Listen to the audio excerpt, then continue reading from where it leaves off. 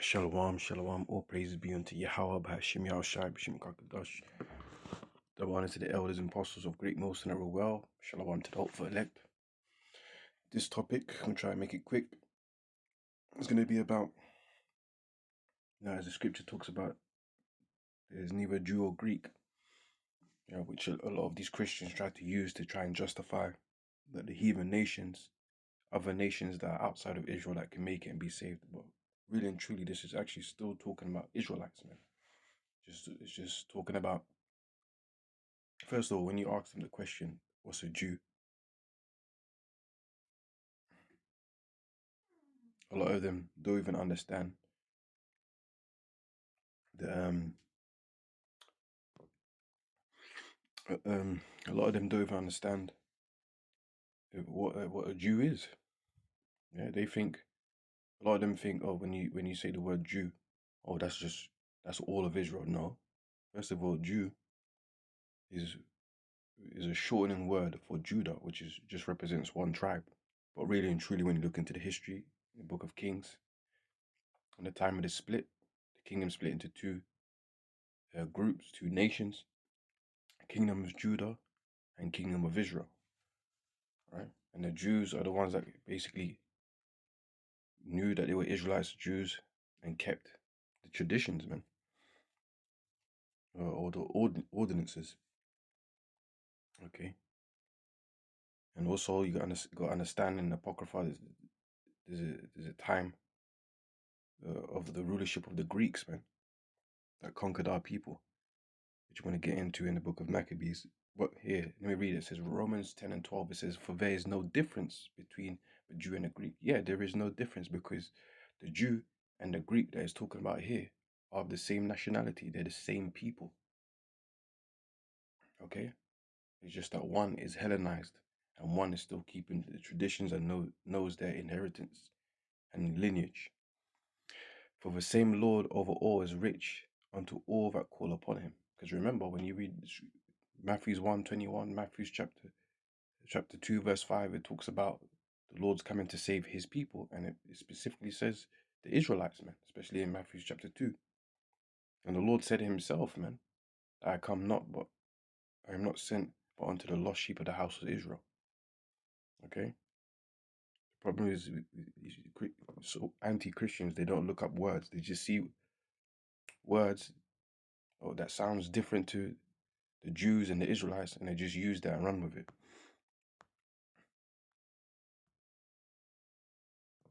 So you see the word Helen. Okay? Outline of biblical usage: a Greek, either by nationality, whether a native of the mainland or of the Greek islands or colonies. Now look at the key word there. It said colonies. Yeah, colonies like colonial. Okay, what does that mean?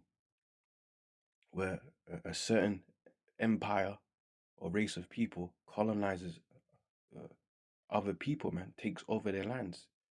And when you take over their lands, what do? You dominate them and put your influence upon them, and they become your subjects. Yeah, they think how you want them to think. Okay, this is what you got to understand, that it's talking about colonies. That's why when you read in the scriptures, it brings up Greco-Roman colonies. You even got a book called Romans. Yeah, the Israelites in Rome, Corinth, Ephesians. Okay, Philippians. All these names in the epistles are Greco colonies. Yeah, so nations were being colonized there, and then specifically the Israelites, Jews. In a wider sense, the name embraces all nations, not Jews, that made the language, customs, see, look, the influence, and learning of the Greeks their own. So there's other nations, yeah, and other Jews that don't recognize themselves as Jews anymore. They've adopted that custom, just like here in the world time we live now. Yeah. A lot of our people, the Israelites who are so-called Negroes, Latinos, Native Americans, Hispanics, and those guys, they don't believe that they're Israelites. We've all been colonized. We've all been Americanized, westernized, Europeanized. There's a form of Hellenization. Okay? Learning the Greeks, learn of the Greeks their own. Yeah, so you learn the culture of America. The primary reference is to a difference of religion and worship. Yeah, you following Greek gods instead of worshipping Yahweh Shemir Shai. Yeah. By extension, or inhabitants of Hellas by this is Grecian. By extension, a Greek-speaking person, especially a non-Jew, but and Gentile Greek. Okay. But, so what about a Jew that can speak Greek? Yeah. So he, according to this definition, he will be known as a Hellen or Grecian. Okay. So Israelites, Jews can be a Greek. Okay. Let me just get another. Let me get Maccabees. Hold on. This is Maccabees 1. Get straight to the point. You can read the whole chapter for yourself. This is why the history is important. You know, Antiochus Epiphanes. Yeah. Moreover, King Antiochus wrote to his whole kingdom that all should be one people. You see, what is that talking about? You all be known as one people. Like in America, they're known as what? American citizens. Okay. And everyone should leave his laws. So you're not allowed to follow your God anymore. Yeah. You're not allowed to follow your faith. So all the heathen agreed according to the commandment of the king. Yea, many also of the Israelites, you see, Israelites, the 12 tribes of Israel, more specifically the kingdom of Judah, Benjamin, Levi, consented to his religion and sacrificed unto idols and profaned the Sabbath. So they're doing wickedness. For the king had sent letters by messengers unto Jerusalem and the cities of Judah, see the kingdom of Judah, that they should follow the strange laws of the land. So if you're following strange laws of the land, you're going to become strange. Okay? Strange, another word for strange, Gentile. You're doing Gentile deeds. You have a Gentile mentality. You're doing Gentile actions. You're speaking Gentile languages. What are you going to become? A Gentile. And forbid burnt offerings and sacrifice and drink offerings in the temple, and that they should profane the Sabbath and festival days, and pollute the sanctuary and holy people, set up altars and groves and chapels of idols, and sacrifice swine's flesh and unclean beasts, that they should also leave their children uncircumcised, and make their souls abominable with all manner of uncleanness and profanation. And you see, and this is what Apostle Paul would have to deal with those Israelites that didn't know they were Israelites or lost their ways. You know, when you read the scriptures, there's talks about circumcision, all of that. Why? Because they came, you know, the generation prior came from this era. They weren't doing the traditions. They weren't keeping the ordinances, the law, statutes, commandments. Okay, and that's why the other Jews that kept um for the most part kept their traditions, they were angry at the other Jews that probably didn't speak Hebrew anymore. Yeah, following the customs of the heathen, of course. You see, that's why you got to understand. But there's no difference because they have the same race, same blood, but their mind is different. It's gone. But their promises still belong to all of them, all Israelites, regarding of their walks. That's what the Most High Yahweh Shai was dealing with Apostle Paul to teach the foreign Israelites. Anyways, to the end that they might forget the law and change all the ordinances. So that was the purpose, programming them to what? So that they can forget the law. If you're going to forget the law, you're going to forget your God. If you're going to forget your God, you're going to forget your nationality. You see? Put the pieces together and change all the ordinances. And whosoever would not do according to the commandment of the king, he said he should be unalived. So you see?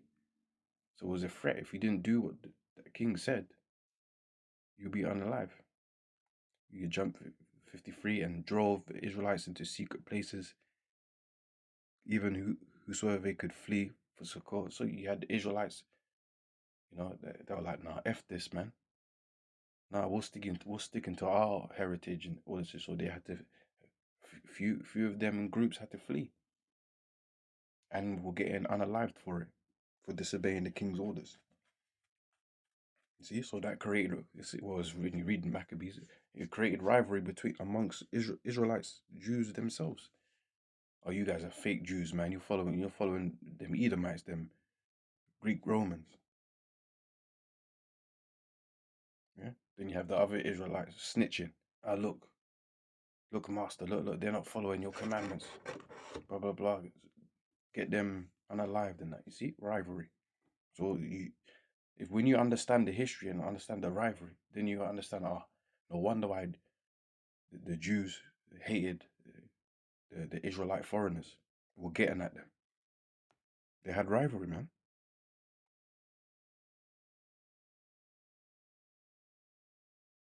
It says it there, look, verse 57.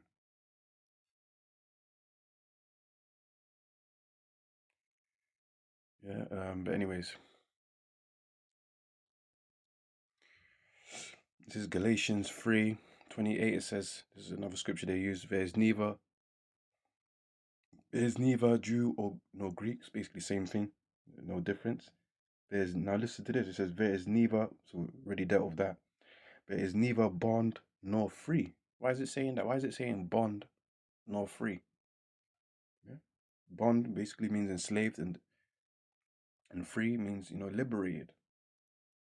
But why is it saying? Why is it mentioning this? Why is it talking about slavery? Again, I just read it in Maccabees. Yeah. And the definition of the Grecians, Greek and stuff like that, it was talking about what? Colonies. Helen was talking about colonies. Why? What's colony?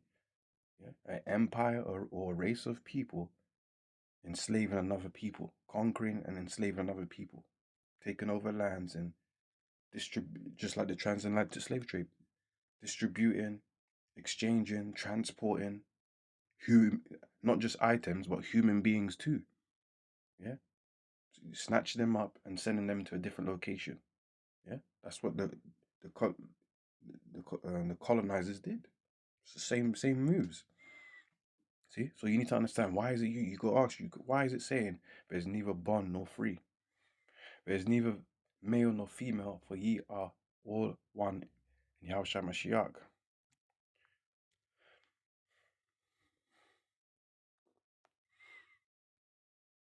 There goes Greek again, Helen.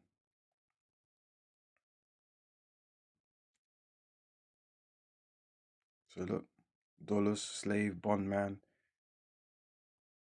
slave, okay, servant. Now, let me give you an example of this. This is Acts 6, verse 9. It says, Then there also, it's like then there arose certain of a synagogue, which is called the synagogue of the Libertines. That's the word I'm going to deal with. And Syrians and Alexandrians, Jews that lived in Egypt, and of them of Sicilia and of Asia disputing with Stephen. So these are Jews, Israelites all around. Okay, and then we deal with this one, libertines. What does the word libertines sound like? Liberty, freedom. And look what it shows you here. Saying libertine, libertinos, al-anabical usage, one who has been liberated from slavery. Yeah, a freed man or the son of a freed man. And it says libertine denotes Jews. You see? So the topic is still again referring to Israelites. Jews, it says denotes Jews who had been made captives of the Romans under Pompey, but were afterwards set free. So colonization again. Well, these Greeks, Romans used Israelites, Jews to and involved them or forcibly enrolled them, drafted them into let's say like um war occupations, using them for war. Yeah, look, you're gonna be my slave for war. I'm gonna use you, and you're gonna join me in battle. And you had no say so. Okay, you're a slave. and who, although they had fixed their abode in Rome, had built at their own expenses a synagogue at Jerusalem. See, so we're referring to the Israelites again, which they frequently, when in that city, the name libertines are heard to them to distinguish them from free born Jews. See, they distinguish between free-born Jews and enslaved. Okay, that's the distinguish, the difference.